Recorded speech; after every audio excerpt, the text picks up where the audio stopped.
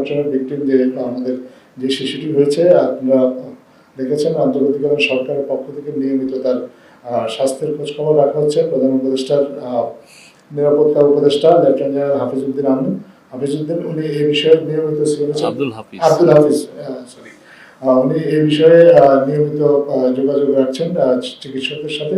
আজকে উনি চিকিৎসকের সাথে কথা বলেছেন।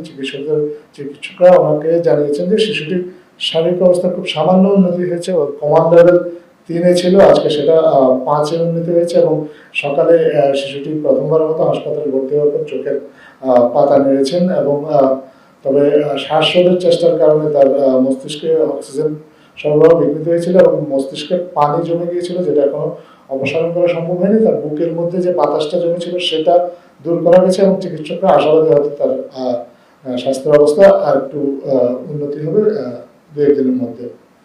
আজকে আমাদের স্বাস্থ্য উপদেষ্টা নূরজাহান বেগম এবং মৎস্য ও প্রাণী সম্পদ উপদেষ্টা ফরিদ আক্তার হাসপাতালে গিয়েছেন সিএমএইচে। ওনার স্বাস্থ্যের নিয়মিত তার স্বাস্থ্যের অগ্রগতি এই বিষয়ে খোঁজখবর নিয়েছেন এবং